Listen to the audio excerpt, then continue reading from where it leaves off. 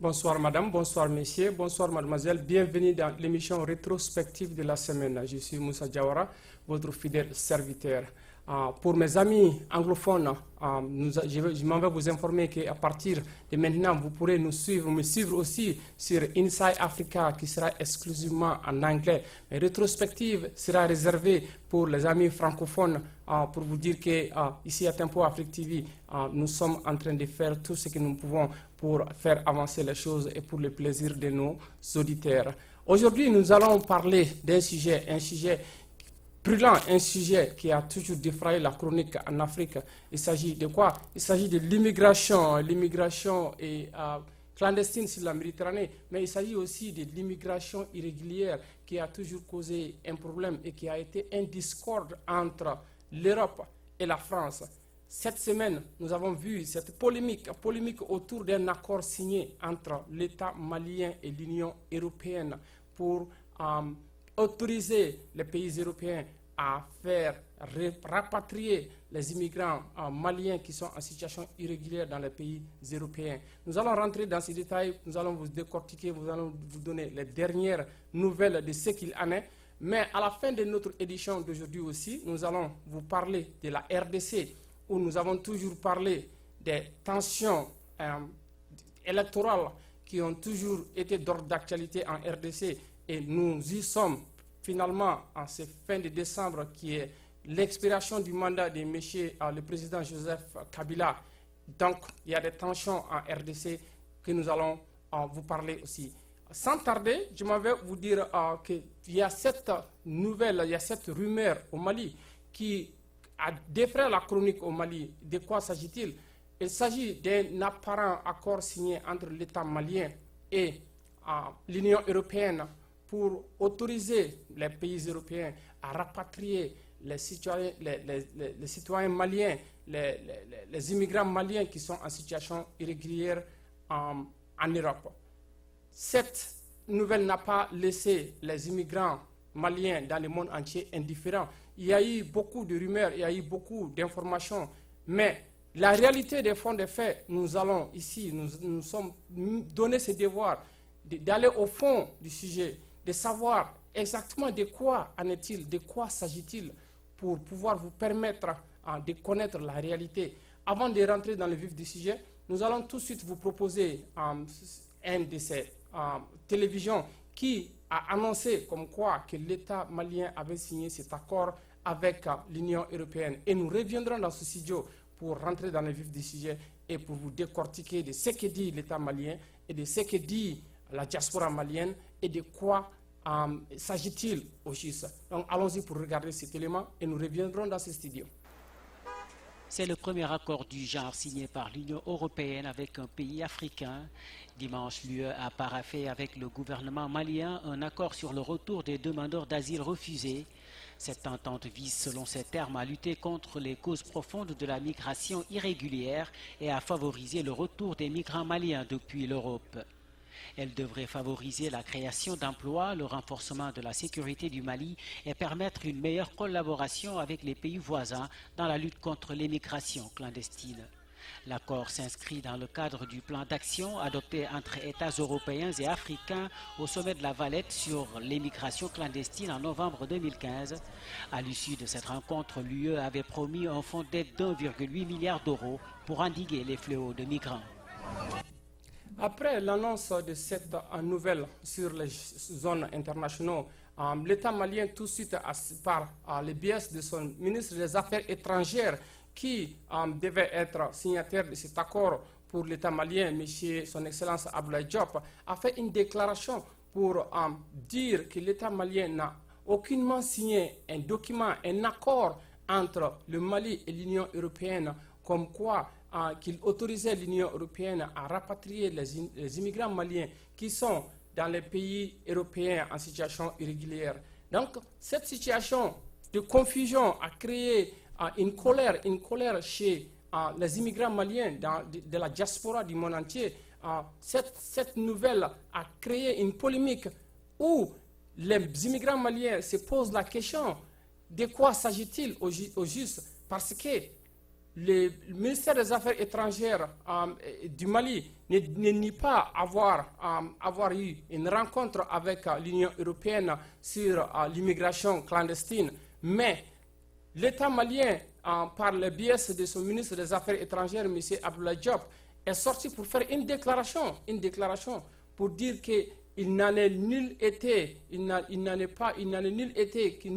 condition que l'État malien ait signé de tels accords avec l'Union européenne. Donc, cela a défrayé la chronique, donc cela a créé une polémique, cela a créé une panique chez les Maliens de la diaspora du monde entier, beaucoup plus précisément les Maliens de la France, les Maliens des Pays-Bas, qui ont fait des déclarations partout sur les réseaux sociaux, qui ont posté des vidéos partout sur les réseaux sociaux, tout en affirmant que cette nouvelle qui a été annoncée sur une chaîne de télévision est en fait une réalité. Donc cela a encore poussé l'État malien pour venir encore avec son ministre de la communication, porte-parole du gouvernement, M. Muntaka Tall, qui aussi est venu à la télévision pour venir démentir ces faits, comme quoi que l'État malien n'a pas signé d'accord entre le Mali et l'Union européenne pour permettre à l'Union européenne de rapatrier les immigrants maliens qui sont en situation irrégulière. Et toujours est-il que cette situation est une situation totalement confuse, une situation d'où on ne sait pas encore qui dit quoi, qui dit la vérité, qui ne dit pas la vérité, puisque l'État malien admet avoir eu cette réunion, et à la fin de cette réunion, a eu un communiqué commun avec l'Union européenne sur l'immigration. Cela est différent de signer un accord avec l'Union européenne, mais le communiqué qui a été lu et déclaré par l'État malien et l'Union européenne, que dit ce communiqué? Un grand point d'interrogation. Je pense que l'État malien doit tout faire pour mettre au bain, pour aller au fond de cette situation qui est en train de diviser l'État en premier lieu et qui est en train de créer encore beaucoup d'amertume chez les immigrants en Europe. Pas seulement les immigrants maliens, parce que cet accord n'est pas d'actualité qu'aujourd'hui, bien avant que son Excellence Ibrahim Boubacar Keïta soit élu comme président de la République, l'Europe a toujours voulu des pays africains de signer un accord, et un accord leur permettant de rapatrier les immigrants en situation irrégulière dans leurs pays respectifs en Afrique. Pas mal de présidents africains n'ont pas accepté de signer cet accord. Et revenir un peu en arrière encore, nous allons partir pour d'abord voir la réaction des immigrants maliens de cette nouvelle qui a été lue sur les ondes, qui a été écoutée par pas mal d'immigrants maliens et africains en Europe. Mais aussi, nous reviendrons dans ce studio pour continuer de décortiquer de cette situation et nous nous ferons ce plaisir pour faire passer un président avant son Excellence Ibrahim Boubacar Keïta, le général Amadou Toumani Touré, qui avait eu cette chance d'être interviewé par des journalistes européens sur ce même sujet d'actualité, le rapatriement des immigrants maliens en situation irrégulière dans leur pays au Mali. Donc nous allons partir tout de suite pour voir d'abord la réaction des Maliens de la diaspora et nous reviendrons dans ce studio pour continuer avec ces rétrospectives.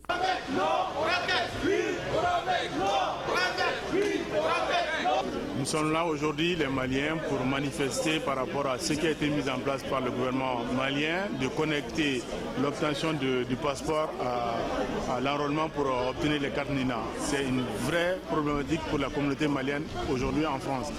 Ceux qui n'ont pas de carte NINA ne peuvent pas faire le passeport. Et quand on ne peut pas faire le passeport, on ne peut pas renouveler son titre de séjour. Et quand on ne peut pas renouveler son titre de séjour, on perd son boulot et on perd son appartement. Et ça, c'est un véritable problème pour les Maliens aujourd'hui. C'est l'objet principal de notre présence aujourd'hui.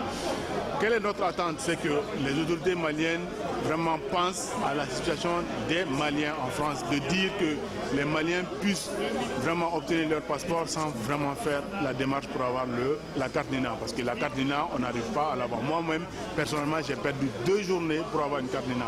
Les agents ne sont pas du tout formés pour une vraie rapidité de la procédure. Et il n'y a vraiment pas du tout de procédure de mise en place. Et on trimballe les gens, les citoyens de foyer en foyer, de je ne sais quoi, pour vraiment faire l'enrôlement. Et ce qui est pire encore, les gens qui se sont enrôlés, il y en a qui n'ont même pas pu avoir leur carte NINA à cause d'un bug informatique, on ne sait pas quoi.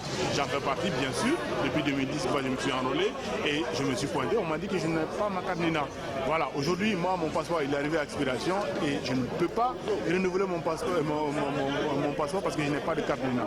Et beaucoup d'autres sont dans cette situation. Dieu merci, moi, je n'ai pas de problème de papier, mais ceux qui sont vraiment dans cette situation sont vraiment dans la merde. Ça, c'est la première des choses. La seconde des choses, les Maliens ont entendu que les autorités maliennes vont signer des accords de réadmission des sans-papiers au Mali. Tout le monde sait que c'est un nœud vraiment pour la communauté malienne en France. Il faut que les autorités... On a vraiment critiqué les anciennes autorités qui n'ont pas signé les accords parce que, voilà, aujourd'hui, c'est un véritable problème. S'ils doivent signer ces accords, il faut qu'ils tiennent compte de la situation des Maliens en France. Et c'est une communauté qui vit dans les problèmes à cause de ce genre de situation. Voilà, merci et à bientôt.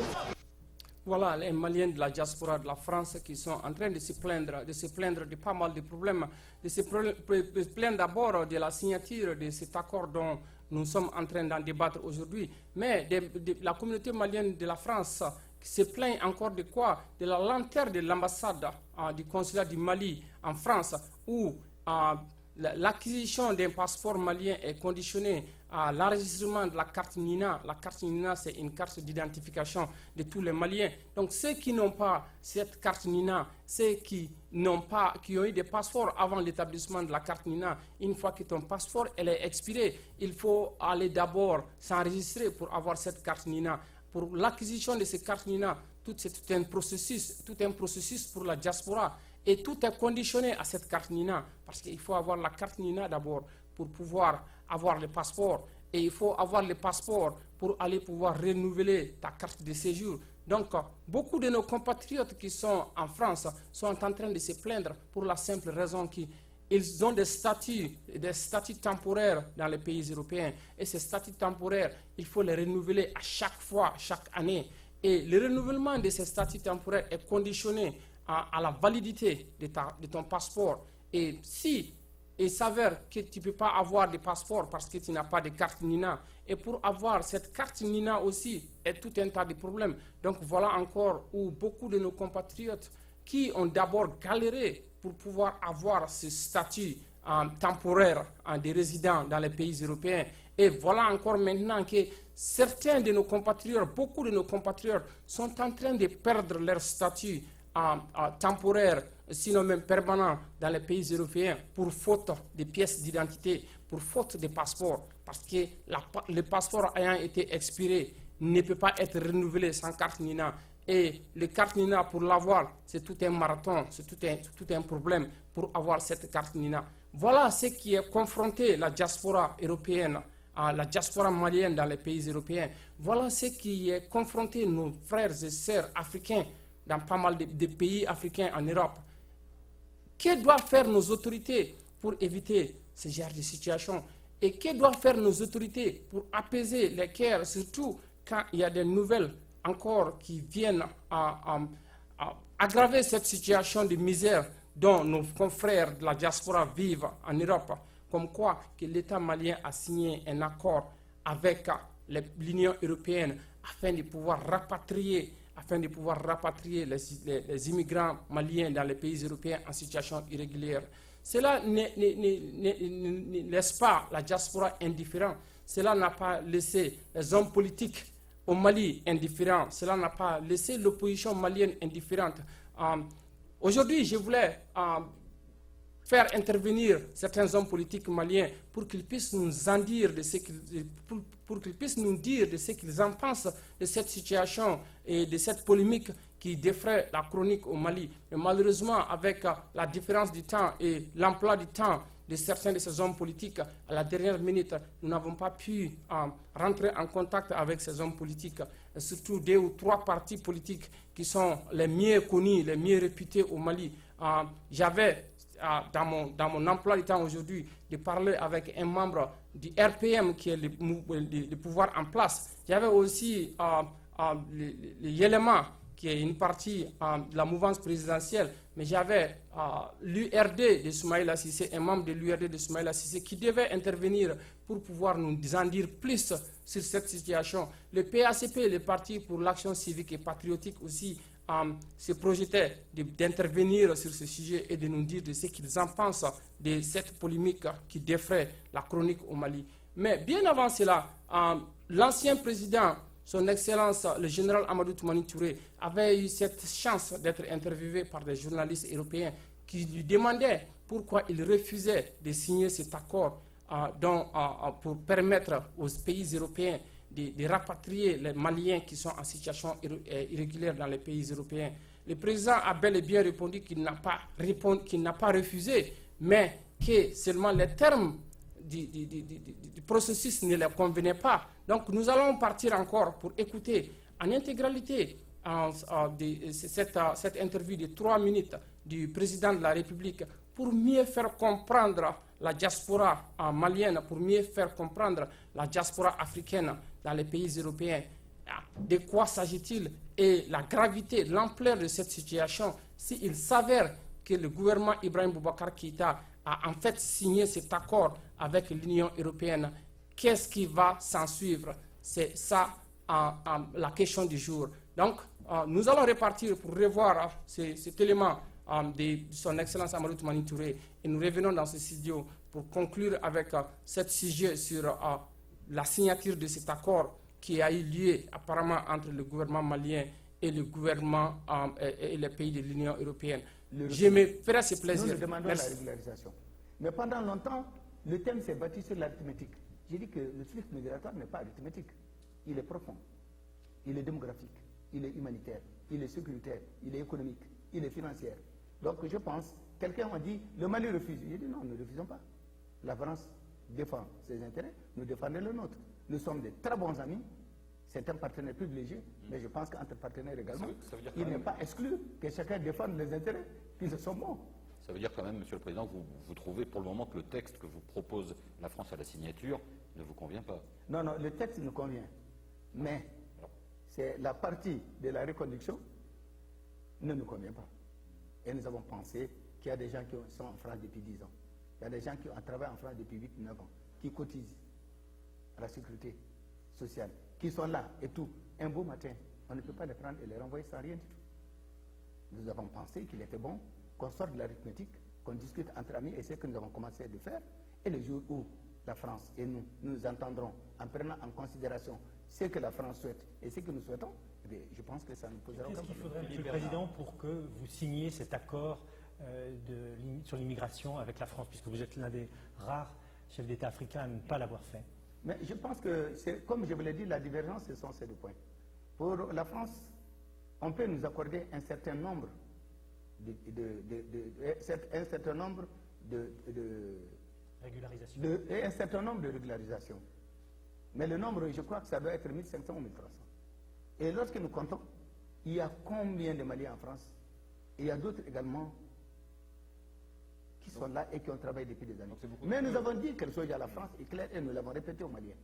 Nous n'accepterons pas, nous ne nous engagerons pas et nous ne soutiendrons jamais l'immigration clandestine. Est-ce que vous avez fixé un seuil de régularisation? Vous parlez de 1500, vous dites, à vous comprendre, c'est beaucoup trop peu. Quel serait un chiffre acceptable pour vous? Mais je pense que nous n'avons pas... C'est pour cette raison que j'ai dit que je préfère sortir de l'arithmétique. Oui.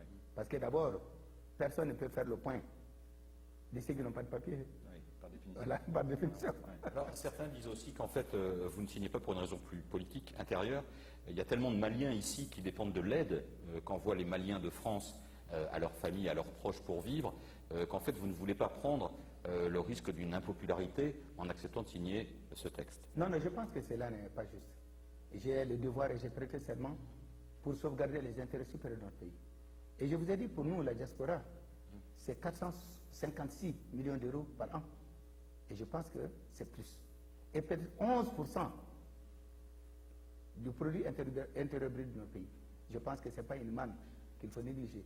Mais cependant, je pense que nous sommes partenaires. Nous discuterons les jours que nous nous entendrons.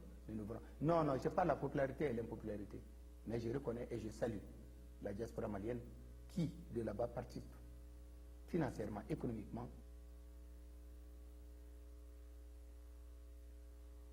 Amadou Toumani Touré, l'excellence président de la République du Mali, qui était en train de parler avec des journalistes qui étaient venus lui demander de son point de vue, de qu'est-ce qu'il pense de la situation qui se passe présentement sur l'immigration et sur les sujets d'actualité de la signature de cet accord dont on a toujours eu parlé.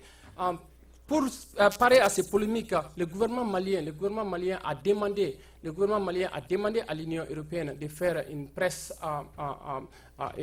conférence de presse, pas une conférence de presse, mais de parler, de faire sortir une lettre ou bien de faire une déclaration comme quoi au fait que cette signature d'accord n'a pas eu lieu. Donc, je m'en vais vous lire ce qu'a écrit le gouvernement, l'ambassade des Pays-Bas au Mali, qui dit ceci. L'ambassade du Royaume des Pays-Bas en République du Mali présente ses compliments au ministère des Affaires étrangères, de la coopération internationale et de l'intégration africaine du Mali, à l'honneur de l'informer comme suite. Le ministre des Affaires étrangères du Royaume des Pays-Bas fait référence au récent constructif dialogue de haut niveau sur les questions migratoires avec les autorités maliennes. Afin de dissiper tout malentendu, il confirme que l'Union européenne et le Mali sont tombés d'accord sur un communiqué commun signé Mali-Union européenne le 11 décembre suite à ce dialogue par lui et le ministre des Affaires étrangères, de la coopération internationale et de l'intégration africaine du Mali. Le communiqué 6 juin ne constitue aucunement un accord dans le sens du droit international. L'ambassade du Royaume des Pays-Bas a saisi cette occasion pour renouveler au ministère des Affaires étrangères, et de la coopération internationale et de l'intégration africaine du Mali, direction du protocole, les assurances de sa très haute considération. Ça, c'était le communiqué de presse de l'ambassade du Royaume des Pays-Bas au Mali qui avait été demandé par les autorités maliennes qu'il fasse une conférence de presse ou bien qu'il fasse une déclaration comme quoi que cet accord dont tous les Mali entiers, les immigrants des Maliens en Europe sont en train d'en parler chaque jour, n'a pas au fait eu lieu. Mais l'État malien et l'Union européenne ne nient pas avoir eu une réunion de haut niveau. Et cette réunion de haut niveau, à la fin de cette réunion, il y a eu un communiqué commun. Qu'est-ce qui a été décidé? Qu'est-ce qui a été dit dans cette réunion de haut niveau? Là, cela n'a pas été révélé à la diaspora malienne de l'Europe. Cela n'a pas été révélé au monde entier pour en savoir davantage de quoi s'agit-il. Mais nous pouvons tous dire que cette réunion de haut niveau était dans le cadre de l'immigration. Mais pour dire qu'un document a été signé, cela n'a pas eu lieu selon cette déclaration de presse de l'ambassade des Royaumes du Pays-Bas au Mali. Donc, la polémique continuera toujours sur cette situation. Nous allons toujours continuer d'entendre de ces fameuses, si je peux le dire, documents qui a été signé entre l'Union européenne et le Mali. Mais une chose est sûre et certaine, ce serait suicidaire, si je peux le dire, ce serait très surprenant qu'un gouvernement digne de ce nom, qu'un gouvernement de surcroît, Ibrahim Boubacar Keïta, qui va naturellement briguer un deuxième mandat, se lance dans cette aventure pour aller signer un document avec l'Union européenne, pour accepter que l'Union européenne puisse rapatrier nos compatriotes maliens qui sont dans les situations irrégulières dans les pays de l'Europe. Cela sera vraiment suicidaire. Nous allons continuer d'en parler, de monitoriser cette situation et nous allons continuer de vous faire parvenir les dernières informations de la véracité de cette situation parce que jusqu'à présent, cette situation n'est pas aussi claire comme nous le voudrions. Parce que tantôt, l'État malien parle de ne pas avoir signé un document d'accord. Et tantôt, l'État malien a demandé à l'Union européenne de faire une press release pour démentir cette information. En lisant l'information relayée, en lisant l'information, les press release de l'ambassade des Pays-Bas au Mali, ils ne disent pas ne pas rencontrer les Maliens dans le cadre de cette situation migratoire, mais ils disent qu'ils ont fait une déclaration commune, pas un document qui a été signé selon le droit international. Donc, nous pouvons toujours dire que les négociations peut-être continuent, ou bien peut-être que c'était une première phase de rencontres avant d'arriver à une conclusion. Mais nous osons espérer que le gouvernement malien saura bien de quoi s'agit-il et que le gouvernement malien mesurera la portée de signer un document qui permettra aux pays européens, même pas un pays européen, aux pays européens de rapatrier les Maliens de la diaspora en situation irrégulière en Europe. Dieu seul sait combien de fois les pays africains, les immigrants africains dans les pays européens contribuent au développement de leur pays étant dans ces pays européens. Nous savons très bien combien de fois ces immigrants dans les pays européens qui sont dans les situations régulières ou irrégulières souffrent et combien de fois ils travaillent pour pouvoir contribuer au développement seulement, pas seulement au développement de leur pays, mais de contribuer au développement de leur propre famille au pays. Donc, nous allons continuer de vous informer de l'évolution de cette situation. Entre-temps, nous allons aller au Congo où, quand je vous disais au début de cette rétrospective, que le Congo a toujours été sur la sonnette, si je peux le dire, le Congo de Kabila, qui s'apprêtait en ce décembre pour aller à des élections présidentielles. L'élection n'ayant pas été organisée, l'opposition qui crie à un hold-up électoral, si nous pouvons le dire, l'opposition qui a invité finalement ses partisans, ses fans, à descendre dans la rue pour demander à M. Joseph Kabila de quitter le pouvoir parce que le gouvernement Kabila devait organiser des élections présidentielles pour ce mois de décembre afin que des élections puissent avoir lieu et que Kabila s'en aille et qu'il y ait un nouveau président démocratiquement élu au Congo afin de pouvoir prendre le destin du Congo. Parce que Joseph Kabila ne peut pas se représenter encore, ne peut plus se représenter encore, ayant fait déjà 2 mandats. Il n'y a pas, la constitution de la RDC ne prévoit pas un 3e mandat pour M. Kabila. Donc, naturellement, M. Kabila devait donner les moyens à la commission électorale indépendante, les moyens nécessaires afin qu'il puisse revoir les cartes électorales, afin qu'il puisse enregistrer ceux qui ont dépassé les 18 ans et qui avaient l'âge maintenant de voter, afin de pouvoir fixer une date et aller dans les urnes pour pouvoir passer aux élections présidentielles. Mais cela n'a pas été le cas. La tension est toujours vive en Congo, en RDC, comme vous le voyez dans nos images. Et à chaque manifestation au Congo-Brazzaville est réprimée par les forces de l'ordre qui descendent dans la rue, qui ne font que emprisonner les opposants, sinon les manifestants, qui ne font que blesser les gens, qui ne font que souvent tirer sur des manifestants à main nue. Donc cette situation ne laisse pas indifférent la communauté internationale. Cette situation ne doit pas laisser indifférent l'Union africaine. Cette situation doit trouver une solution le plus vite possible avant que nous n'allions au pire. Et le pire, nous pouvons le dire, n'est pas à éviter. Parce que déjà, quand nous voyons que pendant tout ce temps, M. Kabila n'a pas fait grand chose pour pouvoir engager des pourparlers dignes de ce nom, M. Kabila n'a pas fait grand chose pour trouver les fonds nécessaires donnés à la Commission nationale indépendante pour organiser les élections présidentielles.